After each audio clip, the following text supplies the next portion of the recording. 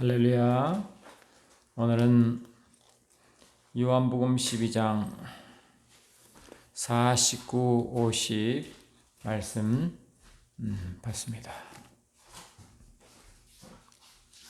녹음 부탁합니다. 요한복음 12장 49, 50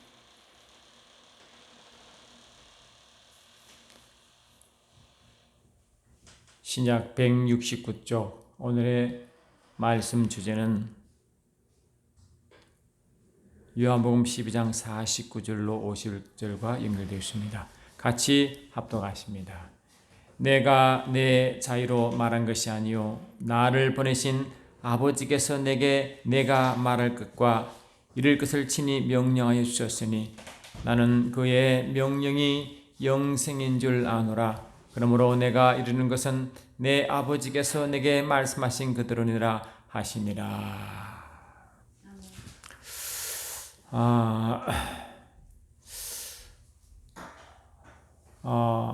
벌써 한 달 전쯤 됐나요?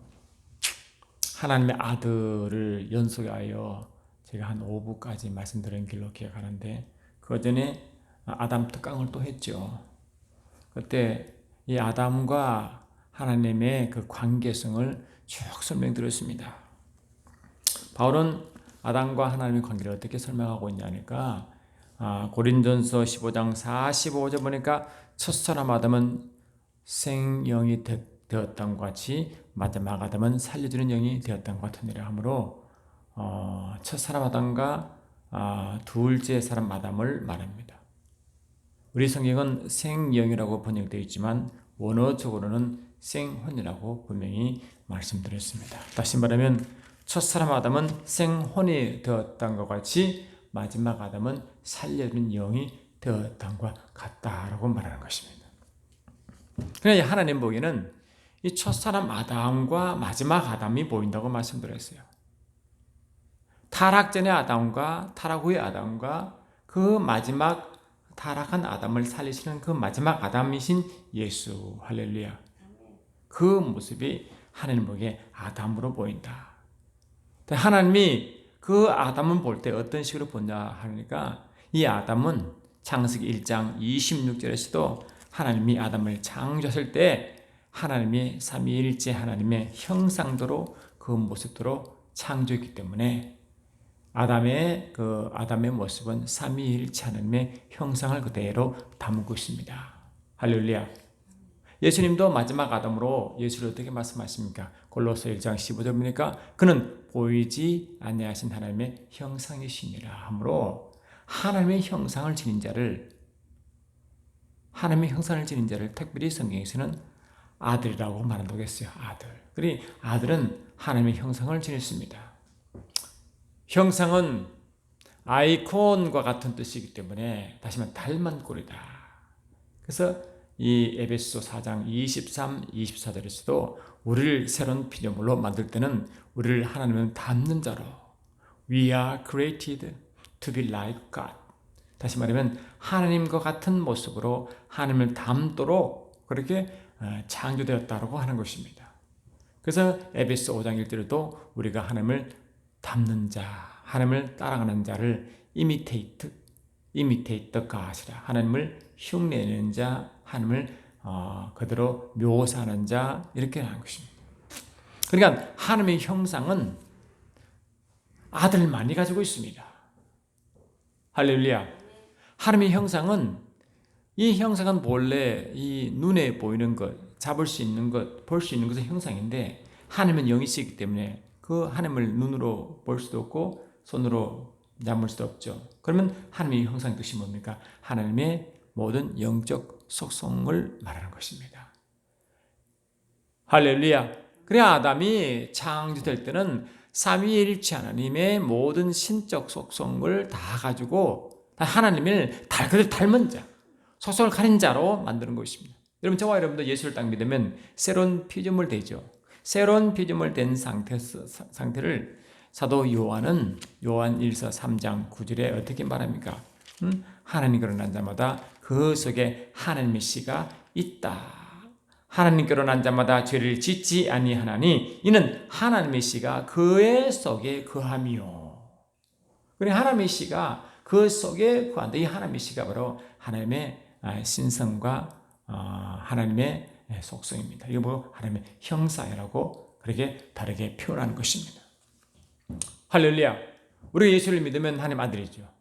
그 아들이면 하나님의 형상을 가지고 있습니다. 아멘. 근데 아담이 타락하는 그 타락 시점은 창세기 1장도 아니요 2장도 아니요 창세기 3장의 타락 기사가 나옵니다. 할렐루야. 근데 하나님이 타락하기 전에 아담의 모습은 뭐냐? 우리는 지금까지 아담은 로마서 5장 12절처럼 한 사람으로 말미암아 죄를 지었고 한 사람 말미암아 죄가 지은데요 모든 사람에게 그 사명이 이정되었다라고 그렇게 아담에 대한 기억이 별로 안 좋습니다. 왜? 이 아담이 온 인류의 죄의 통로로 쓰임받았기 때문에 그렇게 표현합니다. 근데 죄를 지은 이후에는 그럴 줄 몰라도 죄를 짓기 이전에 할렐루야 죄를 짓기 이전에 아담은 로마서 5장 14절 보니까 아담은 오실자의 모형이라고 분명히 선포했습니다. 그러니까 죄를 짓기 전에 아담과 죄를 짓기 이후에 아담은 천냥기 차이점이 있습니다. 그 죄를 짓는 시점은 창세기 3장이기 때문에 창세기 3장부터 죄를 지은 아담 그 후 모든 후손의 죄인의 모습으로 나타나기 때문에 지금까지 죄에서 구원받는 것 하나님의 형상을 이제 잃어버렸다가 하나님의 형상을 다시 찾는 것 그것이 구속이라. 그래 지금 구속 신앙, 구속 신학 그 모든 것들은 아담이 타락한 이후에 창세기 3장 이후에 아담의 모습, 아담을 회복하는 모습을 쭉 설명한 그런 신학인 줄 믿습니다. 할렐루야. 근데 성경은 창세기 3장부터 하는 것이 아니죠. 창세기 1장부터 시작.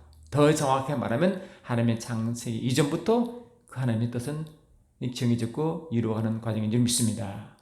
할렐루야. 그래서 하나님은 창세기 1장 보니까 다 모든 만물, 모든 피조물을 만드시고 맨 마지막에 만드신 피조물이 아담이에요.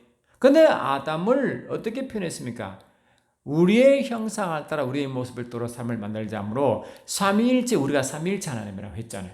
그 삼위일체 하나님의 형상과 모형대로 만들었다 했습니다. 할렐루야. 하나님의 삼위일체 하나님의 형상은 하나님의 아이콘과 닮은 꼴이라고 말씀드렸고 그 모양은 뭐냐? 그 하나님을 닮은 자가 하나님과 어떤 관계를 맺고 살아가야 하는 사명과 연결되어 있다고 분명히 말씀드렸어요. 할렐루야. 그러면 하나님은 창세기 1장부터 하신 것도 아니고 영원부터 하나님 뜻을 정하여 일하시는데 첫 번째 일하는 첫 장면이 창세기 1장이라고 말씀드렸어요. 하나님의 뜻을 계획을 여는 첫째 문이죠.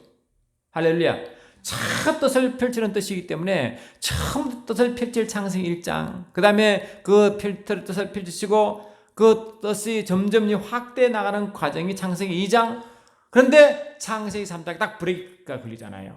그래 하나님의 계획이 이루어 가시는데 하나님의 계획이 이루어 가시는데 그 피조물이 하나님의 일을 담당하고 나가는데 그 하나님의 일하는 그 첫 번째 브레이크가 창세기 3장의 타락 사건인데 타락 사건 전에 창세기 1장과 2장을 보셔야 원래 영원전에 계획하신 것을 처음 문을 열고 첫 단추를 끼운 창세기 1장 2장의 뜻을 알아야 원래 아버지의 의도와 연결되어 있습니다.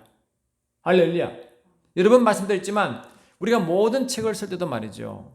개요와 서론을 쓰고 그 다음에 본론과 결론을 맺잖아요.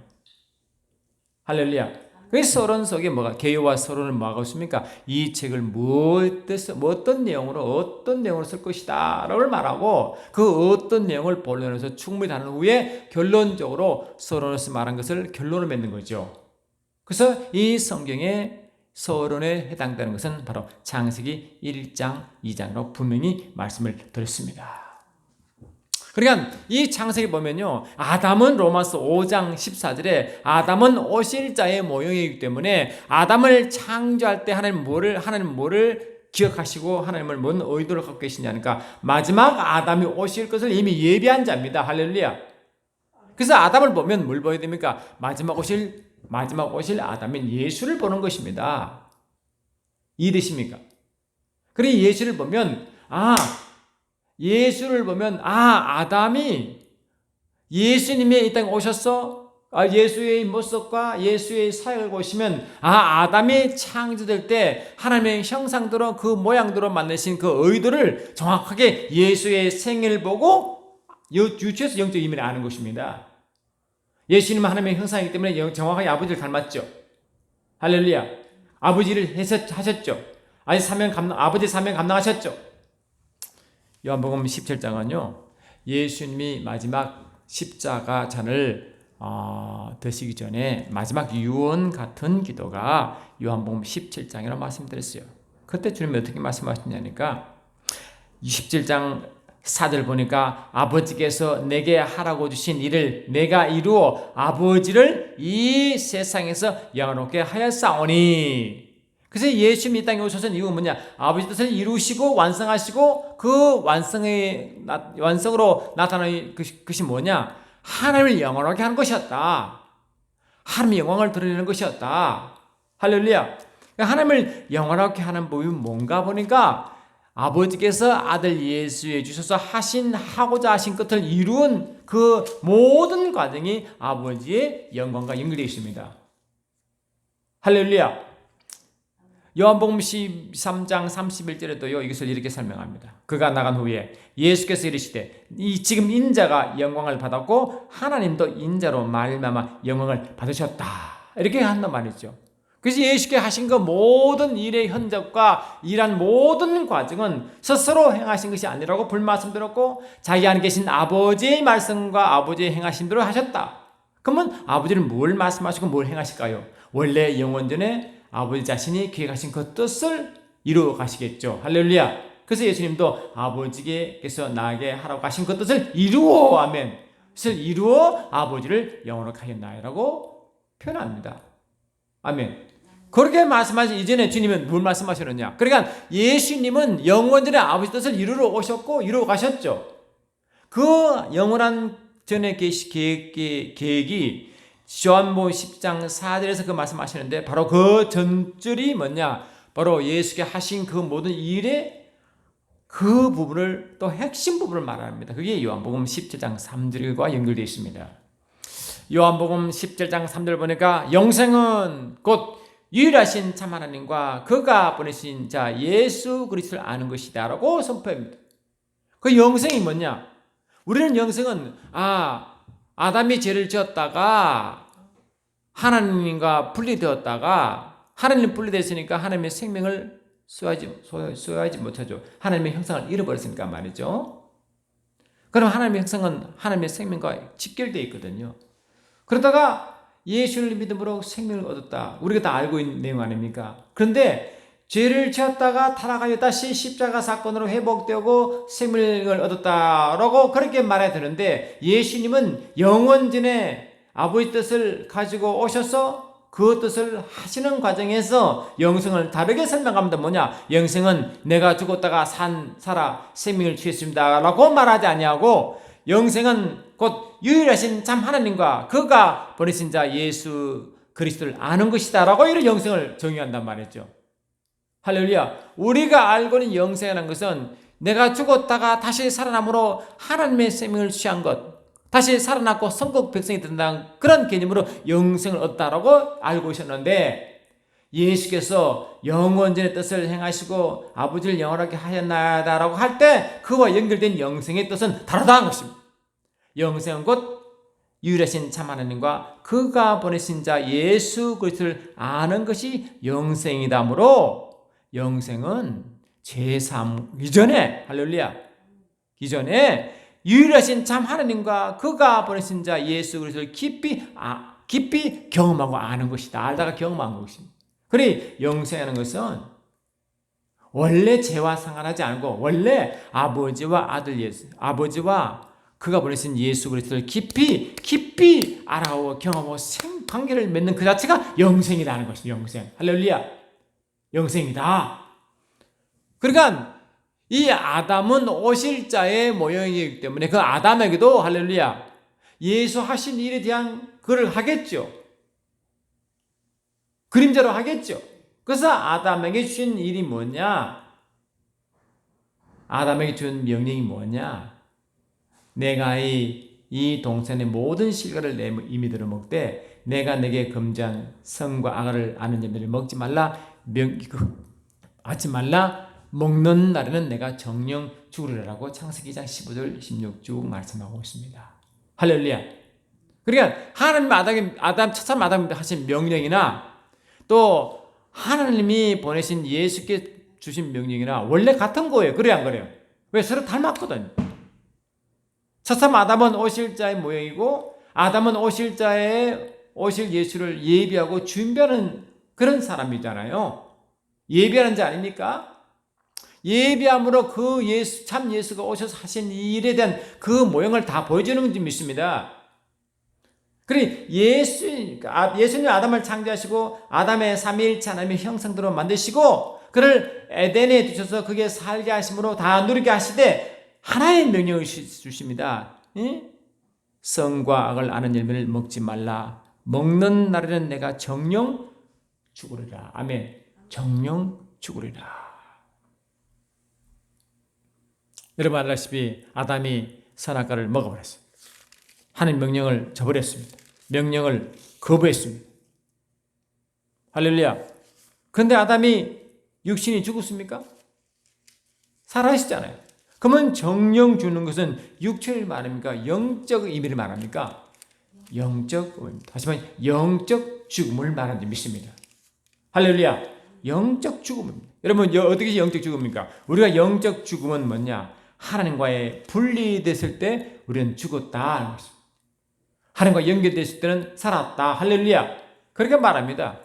로마서 6장 10절 11절 말하죠. 우리가 살았다 할 때 하나님의 생명을 가질 때 살았다 하잖아요.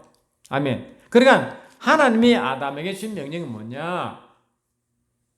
네가 내 명령을 지키지 않냐고 하면 반드시 너는 영적 죽음을 당할 것이다. 이 말이거든요. 먹는 날에는 먹지 말라. 먹는 날에는 정령 죽으리라. 먹으면 죽으리라. 그 말이죠. 그러면 먹으면 죽으리라와 같은 명제가 뭡니까? A이면 B이다와 같은 동일 명제가 뭡니까? B가 아니면 A가 아니다 하잖아요. 그러면 죽지 않으려면 먹지 말라. 이제 이해되십니까? 핵심 메시지 뭡니까? 죽지 말라는 거 아닙니까? 하는 의도는 그러면 죽지 말라는 것은 영적 죽음을 말씀하시니까 영적으로 죽지 말라는 거죠. 영적으로 죽지 말라는 거죠. 다시 말하면 영적으로 죽지 말라. 그 말은 뭐냐? 영적으로 죽는 것은 하나님과 분리니까 나와 분리되지 말라 이 말 아니겠죠. 나를 떠나지 말라. 나와 분리되지 말라. 그러니 하나님과의 분리가 죄라고 배웠습니다. 하나님과 분리되어 모든 이루는 그 행위가 악이라고 말씀드렸습니다. 그러니 이 죄악은 뭐냐? 하나님과의 분리와 분리의 모든 나타나는 결과를 죄악이라 한 점 믿습니다. 그 죄와 악은 같은 의미의 뜻으로 쓰입니다. 아시겠습니까? 그러니까 하나님은 아담에게 준 명령이 뭐냐? 나를 떠나지 말라. 영적 죽이지 말라. 다음에 영생하라. 이 말 영생하라. 영생은 영원한 생명 아니겠어요? 영생하라. 이 명령입니다. 영생하라. 근데 아담에게 첫사람 아담에게 주신 이 명령이나 마지막 아담 예수께 주신 명령도 똑같습니다. 신기합니다. 요한복음 12장 49절 오늘 주절 말씀 아닙니까? 요한복음 12장 49절 보니까 이렇게 오늘 이렇게 읽었죠. 12장 45절 보니까 49절 50절 제가 읽어 드리겠습니다. 내가 내 자유로 말한 것이 아니요 나를 보내신 아버지께서 내게 말할 것과 이럴 것을 친히 명령해 주셨으니 나는 그의 명령이 영생인 줄 아노라. 아멘 합시다. 그의 명령이 영생이잖아. 그래 하나님의 아들 예수 마지막 아담에게 주신 그 명령이나 첫사람 아담 오신 메시아의 모형인 그 사람 아담에게 주신 명령과 같죠. 영생하라. 할렐루야. 영생하라 하잖아요. 그래 첫사람 아담에게 주신 명령이나 마지막 아담에게 주신 명령이 똑같아요. 영생하라 하면 영생을 명령을 준 줄 믿습니다. 아멘. 근데 이 영생이 첫사람 주신 명령이나 첫사람 아담의 실제인 마지막 아담 예수가 받은 명령이나 같은 영생이면 이미 하나님은 뭐라고? 영원전에 이 영생과 관련된 뜻을 정하신 것입니다. 아시겠습니까? 왜? 그걸 말씀 주셨으니까. 그래서 여기 보니까 디도서 1장 2절 보니까 그 비밀이 있다고 분명히 말씀을 드렸습니다. 디도서 1장 2절 보니까 이렇게 말씀이 있습니다. 할렐루야. 영원전에 하나님이 어떤 뜻을 정하셨느냐 보니까 디도서 1장 2절 보니까 영생의 소망을 위함이라. 이 영생은 거짓이 없으신 하나님이 영원 전부터 약속하신 것인데 할렐루야. 그래, 영원전에 약속한 것이 영생이잖아요. 영원전에 영생을 약속하셨고 그 약속을 아담에게 주셨고 마지막 아담 예수께 주신 것입니다. 그러면 이 영생은 영원전에는 아담이 첫사람 아담이 죄를 짓기 전에 있기 때문에 악도 죄도 없는 상태 아니겠어요? 악도 죄도 없는 상태에서 영생을 주셨다는 것은 죄와 상관없는 영생이죠. 할렐루야. 죄와 상관없는 영생이기 때문에 그 영생이 무슨 뜻입니까? 바로 아까 읽은 요한복음 10장 4절에 3절 말씀하신 그 영생과 정확하게 일치하는 것입니다.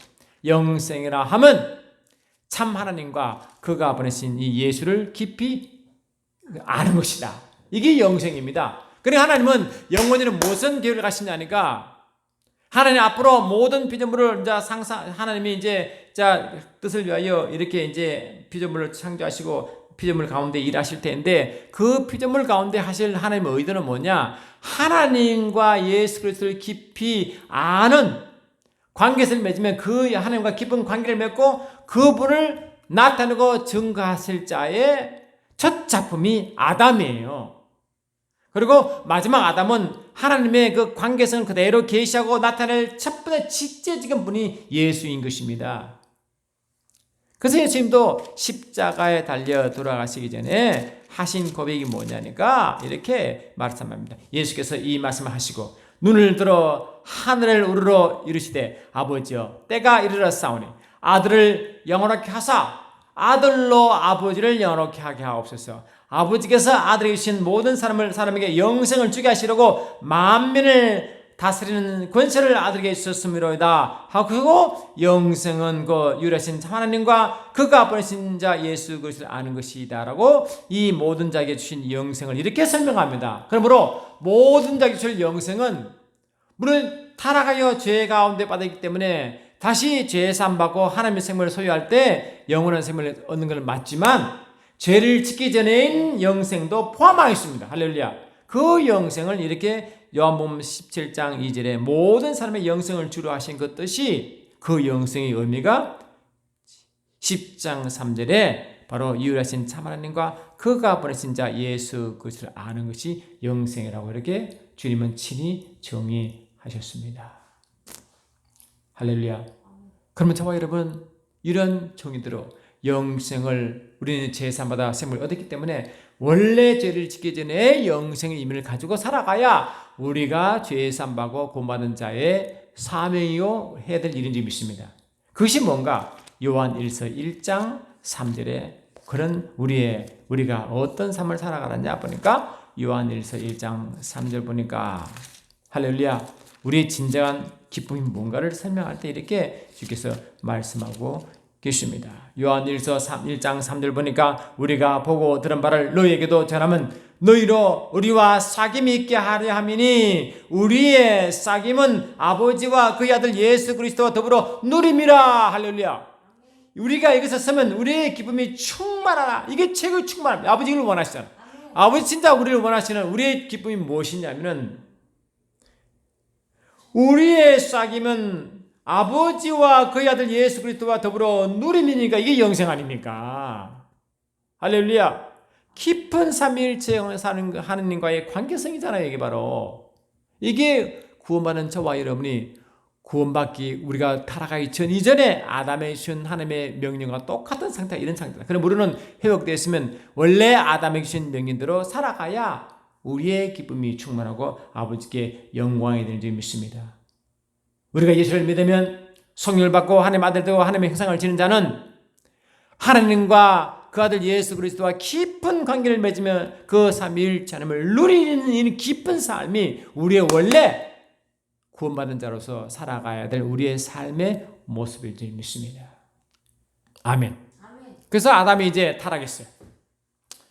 하나님은 원래 하나님의 목적이 있어 하나님과 그 삼위일체 하나님과 모든 피조물 가운데 특히 아담과의 관계를 맺어 아담이 삼위일체 하나님을 깊이 알고 누리고 증거하고 계시하기를 원하신 아버지 뜻이 있었는데 그것을 이루지 못하게 됐잖아요. 그래서 하나님은 하나님 뜻은 변하지 않습니다. 하나님은 그 회복 계획으로 계속 일하고 계십니다.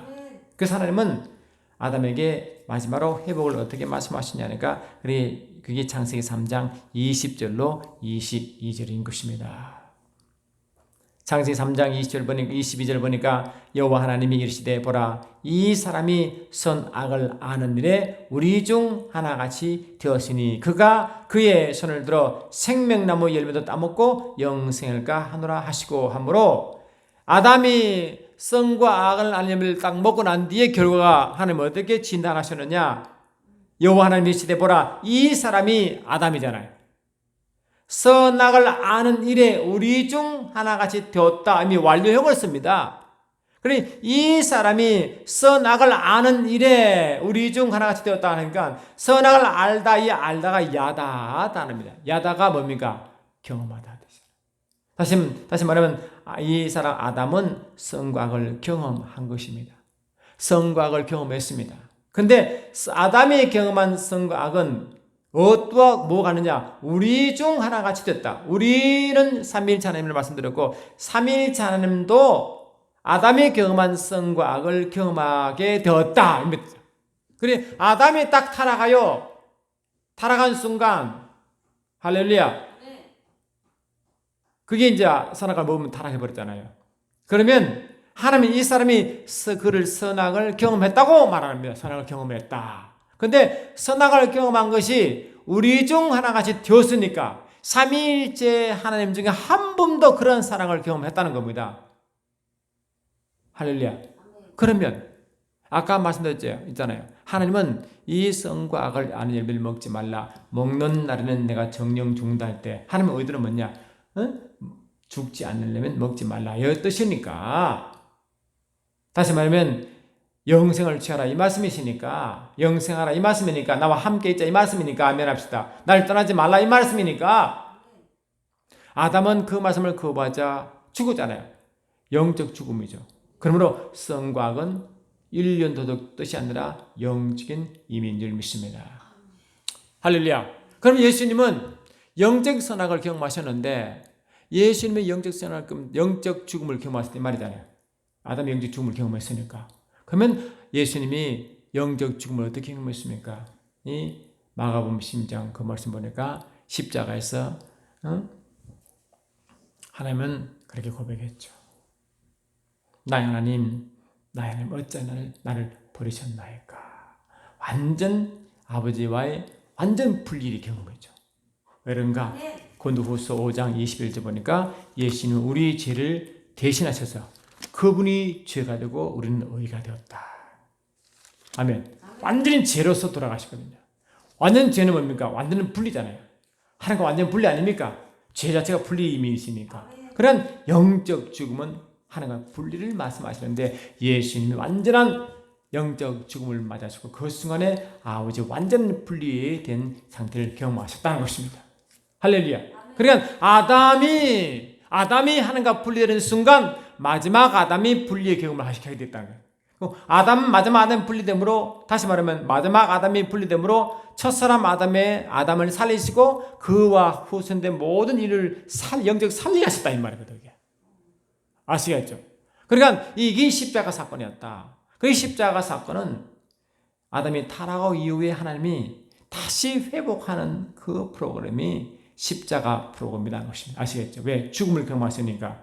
그것이 십자가의 죽음이요. 예수의 죽음은 우리와 같이 땅에 속한 육체의 죽음이 아니라 예수님의 영적 죽음을 당하셨고 예수가 흘린 피는 바로 하나님의 피였다는 것입니다. 아시겠죠? 이 육체의 피가 아닙니다. 하나님의 피입니다. 그게 영적인 피입니다. 할렐루야. 그러니까 우리가 영생에서 제대로 아셔야 그러므로 이 선과 악을 아는 열매가 그 선, 악은 뭐냐?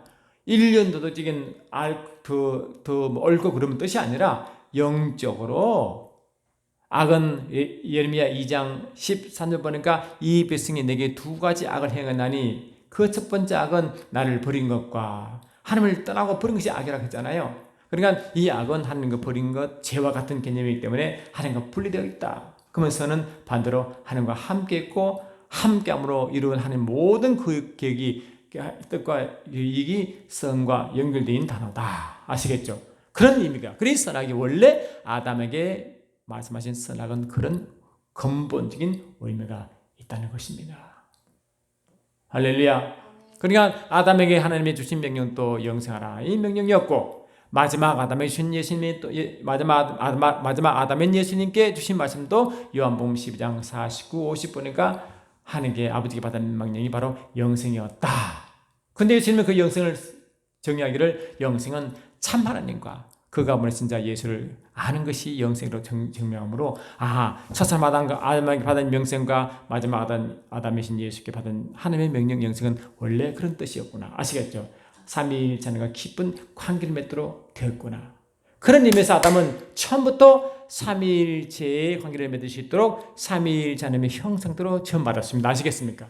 저와 여러분도 이제 예수를 딱 믿으면 말이죠. 삼위일체 하나님의 형상을 그대로 받음으로 그 하나님의 시죠. 받음으로 하나님과 깊은 관계를 맺도록 되어 있습니다. 그리고 우리 하나님의 인도 만나는 것은 뭐냐? 이미 예수와 아버지와 깊은 관계를 맺는 그 속에 들어가 함께 살아가는 것입니다. 이게 성령으로. 그래서 예수님은 십자가에 달려 들어가시기 전에 유언 같은 기도 중에서 요한복음 10장 21절이 그 뜻을 가지고 우리에게 설명하고 있습니다. 요한복음 17장 21절 보니까 다시 보시면 말이죠. 이 말씀입니다. 여러분 이해하십니까? 그런 뜻을 아셔야 됩니다. 요한복음 21장 요한복음 17장 21절 보니까 아버지여 아버지께서 내 안에 내가 아버지 안에 있는 것 같이 그들도 다 하나가 되어 우리 안에 있게 하사 세상으로 아버지께서 나를 보내신 것을 믿게 하옵소서. 다시 말하면 예수님과 아버지는 원래 하나 되어 있죠. 그 하나 된 속에 우리가 하나 되어 그 안에 들어가는 것입니다. 다시 말하면 삼위일체 하나님 속에 우리가 들어가고 아멘 합시다. 23절 보니까 또 곧 내가 그들 안에 있고 아버지께서 내 안에 계셔서 그들로 온전함을 이루어 하나가 되려 하시면 다시 말해요. 내가 그들 안에 있다. 예수님이 우리 안에 있다는 것이거든요. 또 예수 안에 아버지 계시잖아요. 그러니까 예수와 아버지가 하나 되어 우리 안에 계시다는 거거든. 그러니 요한복음 17장 23절은 삼위일체 예수와 아버지 하나 된 그분이 우리 안에 계시고 성령으로 말했죠. 동시에 21절은 우리가 예수와 아버지 하나 된 그 속에 우리가 있고 그래서 삼위일체 하나님이 우리 저와 여러분이 삼위일체 하나님 안에 있고 우리 안에 삼위일체 하나님이 와 계시고 어디 성령으로 말했죠. 아시겠습니까? 성령을 받을 때 저와 여러분은 예수와 아버지 하나 된 그 삼위일체 하나님 우리 속에 와 계십니다.